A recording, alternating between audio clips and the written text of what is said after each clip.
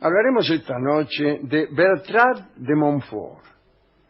¿Quién era esta chica? Bueno, vamos a ubicarnos en Francia, más precisamente en Orleans, a finales del siglo XI. La dinastía era la de los Capetos, y por esos tiempos el rey era Felipe I.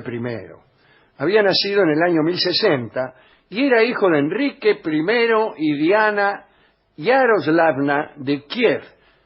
Y el oyente al oír estos nombres dirá, ¿pero cómo? ¿No hablamos de estos tipos hace pocos días? Hace poco. Ahí está. ¿Qué? Sí, señor.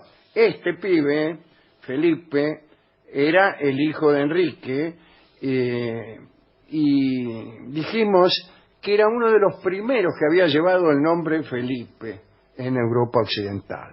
Que su mamá, Anita de Kiev, había traído ese nombre desde Rusia, porque antes no estaba de moda Felipe. Claro, ahora sí está de moda. Ahora sí, todo el mundo. Son todos Felipes. Felipe y Nahuel no estaban de moda.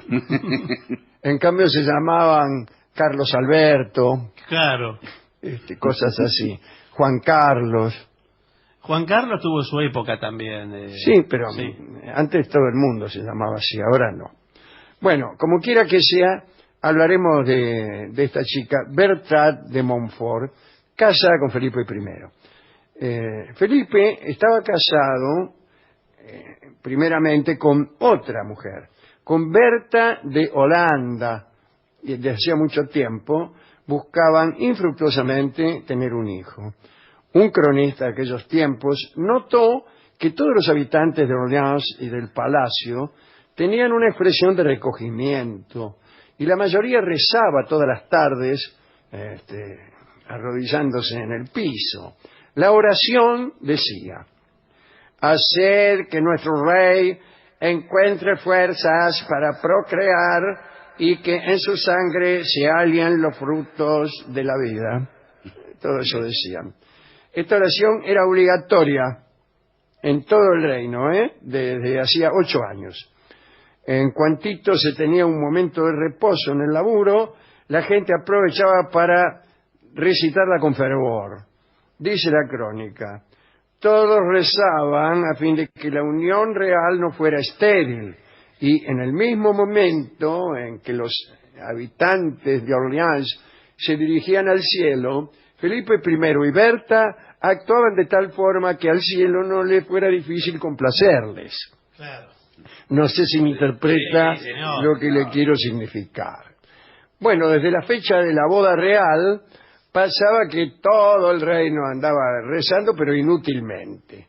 Extenuado, Felipe pensaba ya en repudiar a la reina y tomar por esposa a alguna alemana que por esos tiempos eran famosas por su extraordinaria fecundidad. Sin embargo, y para sorpresa y festejo general, no fue necesario llegar a esos extremos, ya que la reina quedó embarazada. Y luego nació un varón, que más tarde sería llamado Luis VI el Gordo. Contenta y tranquilizada, la pareja real vivió feliz hasta el año 1092. En esa fecha, Felipe se pudrió de Berta y la repudió, si me permiten la cacofonía. Sí. La pobre reina se refugió en Montreuil-sur-Mer, y ahí se quedó. Así describieron las crónicas a Felipe I. Tenía una cabeza de asno salvaje, un rostro acribillado por la viruela, la actitud de un pedante bilioso, ojo de sapo y una fisonomía bestial. Me parece que lo conozco. No, por favor. Ojo de sapo. Felipe tenía entonces 43 años. En cuanto se vio libre, empezó a buscar otra compañera. Aún no había decidido a cuál elegir cuando recibió la visita de un hombre que llegaba a Orleans procedente, no sé de dónde, pero de parte de una tal Bertrade de Montfort, procedente de Montfort sería. Bueno, que era la mujer, la esposa de Fouque-le-Régent, conde de Anjou. Viene un tipo y dice, mire, yo vengo de parte de la señora Bertrade de Montfort, que es la mujer de Fouque-le-Régent, conde de Anjou. ¿Sí? ¿Y qué quiere?, le habrá dicho Felipe. Parece que Bertrade no se llevaba muy bien con su marido. Y el enviado confesó: la señora Bertrade teme ser repudiada por su marido, que no ha dudado en repudiar a sus dos anteriores mujeres de la manera más vergonzosa, por lo cual desea adelantársele y abandonarle para desposarse con otro hombre. Como os admira mucho y vos estáis libre, desearía veros. Mirá vos. Bien, está bien. Bueno, Felipe I, que intuyó que lo que pasaba, partió enseguida a Tours, que era donde ella se encontraba con su marido, y finalmente de donde venía este tipo, el desconocido cosa que antes no habíamos podido precisar. Venía de Tours. Fue a Tours Felipe y enseguida quedó subyugado por aquella mujer. Descripción: Bertrade tenía cabellos oscuros, ojos hermosos, busto esplendoroso y una compostura algo lasciva. Qué puntillosas son las descripciones Sí, del sí, cronista. sí. Para... Sí, sí. Felipe, locamente enamorado, consiguió una cita privada con Bertrade. Pasaron juntos un largo rato, se hicieron amantes. Discúlpeme que se lo diga así. Por favor. Estaban a punto de separarse cuando, después de un último beso, Bertrade se lanzó en brazos del rey y le pidió que la raptara. Dice: raptame, Felipe. Y Felipe le contestó: hoy va a ser imposible. Veo cómo son los reyes que están muy ocupados. señor. Pero dice: esta noche prepararé la partida y mañana sábado lo haré. Id a la iglesia de San Juan a la hora de la bendición y ahí te rapto. Al día siguiente Bertrade se presentó en el lugar convenido, mientras su marido, el otro, el Fulk, la estaba esperando en el castillo. Felipe llegó, fingió orar piadosamente. De repente, en el momento en que los canónigos bendecían las aguas bautismales, el tipo tomó a Bertrade en sus brazos y salió rajando ante la estupefacción de la multitud. ¿Ves qué escandaloso? ¿Qué le costaba decirle salir para afuera? Claro, te espero, Sí, en- bueno, te espero en el te carruaje. espero en la esquina y me hago el otario y los dejo a todos rezando adentro. Bueno, pero siempre algo más espectacular. Ah, tuvo que agarrar en brazos, Sí, salir sí. corriendo. ¡Ay, Sí, qué sí, sé yo! imagínese, Bueno, imagínese. señor. Felipe montó su caballo, subió a la muchacha a la grupa y partió rápidamente camino de Orleans. El rapto causó un escándalo, imagínense. Los altos clérigos se reunieron para estudiar la situación. El conde de Anjou, el marido, ¿no? Fouque-le-Régent, tuvo un ataque y debió guardar cama, le agarró un patatú. Al cabo de unos días, ya curado, mandó una carta llena de injurias al rey y se preparó para la guerra. Felipe, que estaba ahí muy feliz, ni siquiera le contestó.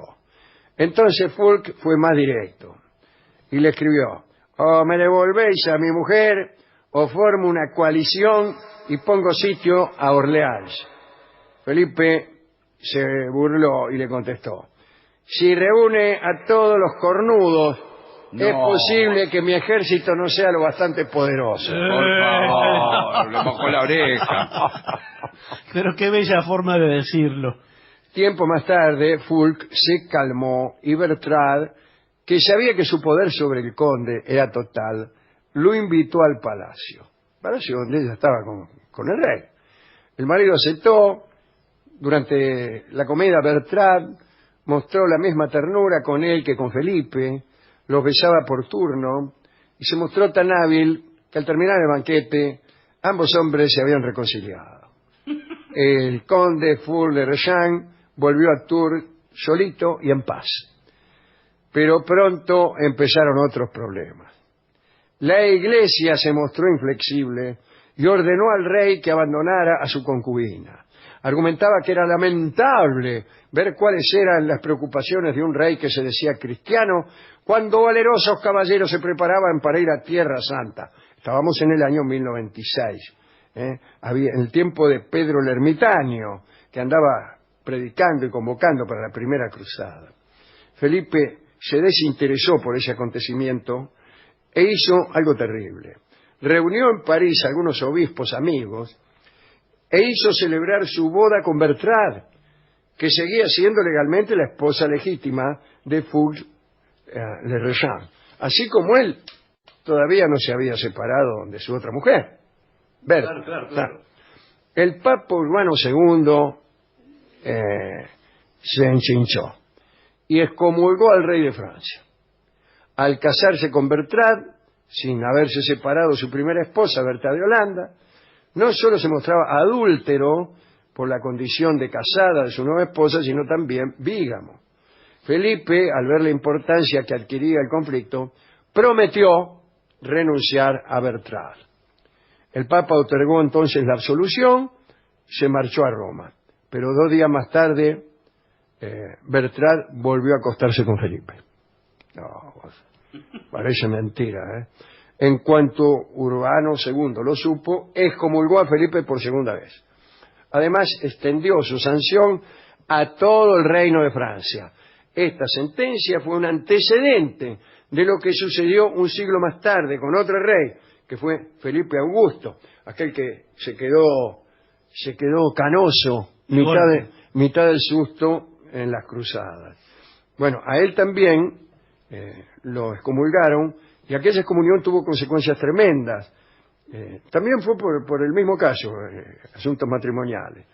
Al excomulgarse al rey, por lo tanto al reino, se impedía la celebración de toda liturgia y la administración de los sacramentos, allí donde Felipe, o en aquel caso Felipe Augusto, reinara.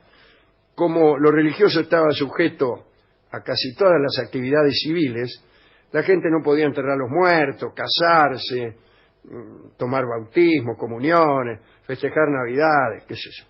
Tremendo. Felipe no cedió y conservó con él a su amada. Por si fuera poco, envió una misiva a Urbano en la que le explicaba que el amor era más poderoso que su santidad. Esto le costó a Felipe muchos problemas. La vida de la pareja se complicó. El pueblo dejó solo al rey y comenzó a practicar sus ejercicios religiosos en secreto. En cuanto la pareja real llegaba a una ciudad, todos los oficios se interrumpían, la gente se metía en sus casas para rezar con la puerta bien cerrada. Felipe y Bertrade se paseaban por las calles vacías, donde a veces podían oír el rumor de las oraciones. Cuando abandonaban la ciudad, inmediatamente las campanas sonaban para llamar a los fieles escondidos en sus casas. Al cabo de un tiempo, el rey, ya harto de vivir como un apestado y de imponer esa peste a su pueblo, informó al Papa que se comprometía sinceramente, esta vez, a no mantener más sus relaciones pecaminosas con Bertrade. Juró sobre los evangelios junto con su concubina y ambos fueron otra vez absueltos. Pero su pasión era tan enorme que un mes más tarde volvieron a estar en la misma cama. Uy, Dios. Es tremendo este tipo. No se puede. Uno puede salir a la puerta. El Papa, cansado de intervenir, ¿qué hizo? Cerró los ojos. Sí, no dijo nada. Ya lo habías comulgado 2 veces. La verdad es que necesitaba el apoyo del rey de Francia en su lucha contra el emperador germánico, tenía otros asuntos. Y el rey se preocupaba solo de entregarse a la voluptuosidad, descuidando las necesidades del reino. Al abandonarse más de lo necesario a los placeres, perdió su salud y no hizo nada durante la primera cruzada. Y luego, por defender a su hijo Luis el Gordo contra las intrigas de la propia Bertrade odiaba al príncipe porque quería que uno de sus hijos, ya le había dado 3 a Felipe, que ocupara el trono, ¿no? Bueno, incluso un día hubo un atentado del cual posiblemente haya sido responsable Bertrand. Lo quisieron envenenar a Luis el Gordo y se salvó raspando. Felipe murió sorpresivamente en el 1108 a los 56 años de edad.